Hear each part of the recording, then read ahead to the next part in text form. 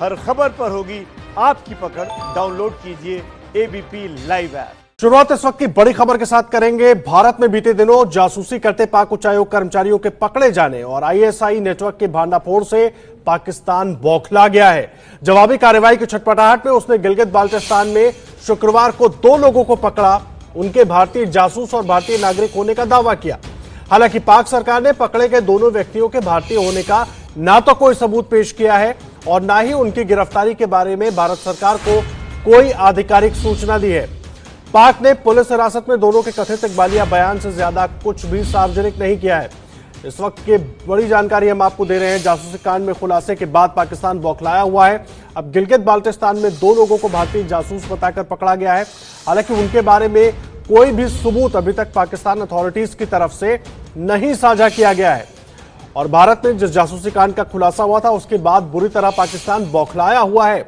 और अब गिलगित और बाल्टिस्तान में 2 लोगों को पाकिस्तानी पुलिस ने गिरफ्तार किया और दावा यह है कि वो भारतीय जासूस हैं, लेकिन उनके इकबालिया बयान के अलावा कोई भी जानकारी पाकिस्तानी अथॉरिटीज की तरफ से साझा नहीं की गई है।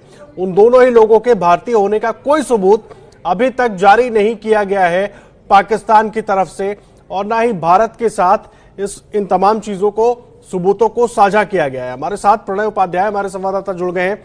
प्रणय, कितना बौखलाया हुआ है पाकिस्तान, वो इस पूरी खबर से समझ में आ रहा है? देखिए, आपने ठीक कहा आदर्श, जिस तरीके से ये घटनाक्रम सामने आया है उसमें दुष्प्रचार ज्यादा और सबूत नदारद नजर आते हैं। क्योंकि जब भी किसी दूसरे देश के नागरिक को किसी भी आरोप में गिरफ्तार किया जाता है तो एक सामान्य सी प्रक्रिया होती है, उस देश को सूचित किया जाता है, वो कैसे ये दावा कोई देश कर रहा है इस बारे में सबूत दिए जाते हैं। लेकिन अगर आप देखें बीते दिनों जिस तरीके का घटनाक्रम हुआ भारत और पाकिस्तान के रिश्तों में, जिस तरीके से पाकिस्तान उच्चायोग के 2 कर्मचारी भारतीय सेना के बारे में संवेदनशील जानकारियां जमा करते हुए रंगे हाथों पकड़े गए, उसके बाद राजस्थान के अंदर किस तरीके से पाकिस्तानी एजेंसी जो है खुफिया एजेंसी आईएसआई किस तरीके से पाकिस्तान भारतीय सेना से जुड़ी जानकारियां जुटाने की कोशिश कर रहा है, हनी ट्रैप कर रहा है लोगों को, ये सामने आया। उसके बाद जाहिर तौर पर पाकिस्तान में शायद ये दबाव रहा होगा और उसी के दौरान ये कार्रवाई जो है की गई, जिसके अंदर ये दावा किया गया कि गिलगित बाल्टिस्तान से जिन 2 लोगों को पकड़ा गया है वो भारतीय जो भारत का कश्मीर का क्षेत्र है वहां के रहने वाले हैं, वहां जासूसी कर रहे थे। लेकिन ये सारे आरोप हैं। इन आरोपों के पुष्टि में केवल इकबालिया बयान, जो कि कोर्ट में भी स्टैंड इसलिए नहीं करता क्योंकि हिरासत में लिए गए बयान के साथ साथ सबूत भी देने होते हैं, वो साबित इसमें नहीं है। दूसरी तरफ भारत के ऊपर अगर आरोप लगाया जा रहा है तो भारत सरकार को इस बारे में कोई जानकारी नहीं दी गई, कोई सूचना दी गई। और आदर्श, ये वो लगभग वैसा ही मामला है, अगर आपको ध्यान हो, कि कुलभूषण जाधव के केस में भी शुरुआत के अंदर जब उन्होंने ये आरोप लगाए थे तो भारत सरकार को आधिकारिक सूचना तक नहीं दी थी। बाद में जब ये सूचना दी गई और भारत सरकार ने उससे इनकार नहीं किया। लेकिन इस मामले में तो वो सबूत भी नहीं है, वो दावे भी नहीं है, वो सारी चीजें भी नहीं है। और किसी को भी पकड़ के अगर इस तरीके से कोई दावा किया जाता है तो वो निश्चित रूप से नजर आता है कि इसमें एक दुष्प्रचार की मंशा और दबाव ज्यादा है बजाय सबूतों के।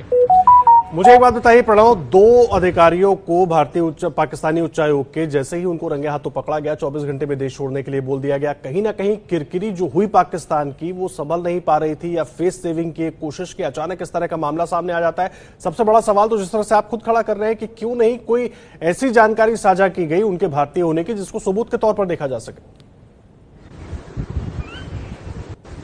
जी बिल्कुल, देखिए, किसी को भी अगर भारतीय कहा जाता है या किसी को भी भारत सरकार ने, आप देखिए कि यहां तबलीगियों वाले मामले के अंदर भी जिन लोगों के ऊपर आरोप लगाए गए उनके संबंधित मिशंस को इस बारे में जानकारी दी गई ताकि वो सरकारें जो हैं उनसे काउंसलर एक्सेस कर सकें। यहां ऐसा कोई मसला ही नहीं है। इसलिए निश्चित रूप से ये जो पूरा घटनाक्रम है, जिस तरीके से 2 लोगों को अचानक से पकड़ के दिखाया गया, उनको मीडिया के सामने उनकी नुमाइश की गई, यानी आप उस देश को कोई जानकारी नहीं दे रहे हैं। जो सूत्रों से हमें जानकारी प्राप्त हुई कि भारत सरकार को अभी तक इस बारे में कोई आधिकारिक जानकारी नहीं दी गई और ये कोई पहला मामला नहीं आदर्श। इसके पहले भी जब उन्होंने इस तरीके से किसी को पकड़ा है तो भारत सरकार कोई आधिकारिक जानकारी नहीं दी गई है। यानी जाहिर तौर पर इसमें मामला सूचित करने का या जानकारी देने का नहीं बल्कि एक तमाशा खड़ा करने का ज्यादा है। जबकि आप इसके विपरीत देखें कि भारत ने जिन 2 पाकिस्तानी उच्चायोग के कर्मचारियों को पकड़ा था उस बारे में पाकिस्तानी उच्चायोग को भी जानकारी दी गई। पाकिस्तान के उच्चायोग के जो वरिष्ठ चार्ज अफेयर्स हैं उनको बुला के बाकायदा इस मामले में आधिकारिक रूप से बताया भी गया, उस पर आपत्ति दर्ज कराई गई और उन्हें पर्सोना नॉन ग्राटा यानी उन्हें भारत छोड़ने के लिए कहा गया। यानी एक पारदर्शी पूरी प्रक्रिया है जिसके अंदर किस तरीके से 2 लोगों को पकड़ा जाता है, उन्हें बाकायदा राजनयिक मानते हुए उन्हें इस चीज का एडवांटेज भी दिया जाता है कि वो 24 घंटे के भीतर देश छोड़ दें।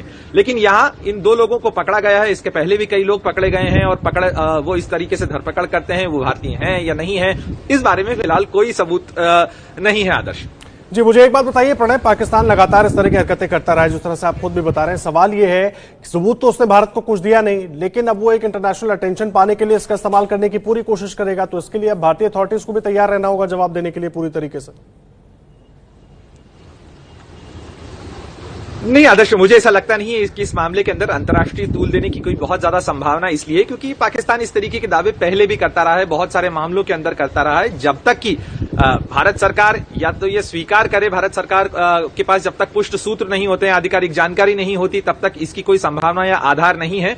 तो ये केवल एक तरफा दावे ही हैं जब तक कि भारत इस चीज को स्वीकार न करे कि ये दोनों भारतीय नागरिक हैं या ये जो आरोप लगाए गए हैं इसके अंदर इनकी लिप्तता का कोई सबूत जब तक पाकिस्तान पेश नहीं करता। तो फिलहाल ये केवल एक तरफा दावों से ज्यादा कुछ भी नहीं है और इन दावों का आधार आपको साफ नजर आता है क्योंकि जिस तरीके का दबाव पाकिस्तान पे बना था, कहीं न कहीं अंदरूनी तौर पे एक चेहरा, अपना चेहरा छुपाने की, अपना चेहरा जो है बचाने की कोशिश नजर आती है क्योंकि डोमेस्टिकली इस तरीके का दबाव बन ही रहा था। जो सवाल वहां भी पूछे जा रहे थे कि किस तरीके से पाकिस्तान उच्चायोग के कर्मचारी आखिर ऐसे करतूतों के अंदर क्यों लिप्त पाए जाते हैं। और इससे पहले भी आपको ध्यान होगा कि कई बार इस तरीके की घटनाएं आई थी। 2016 के अंदर भी शोएब जो है वो पकड़ा, महमूद अख्तर जो है वो पाकिस्तानी उच्चायोग के कर्मचारी, उन्हें भी इसी तरीके के घटनाक्रम के अंदर पकड़ा गया था और उन्हें पर्सोना नॉन ग्राटा करार देते हुए देश छोड़ने के लिए कहा गया था।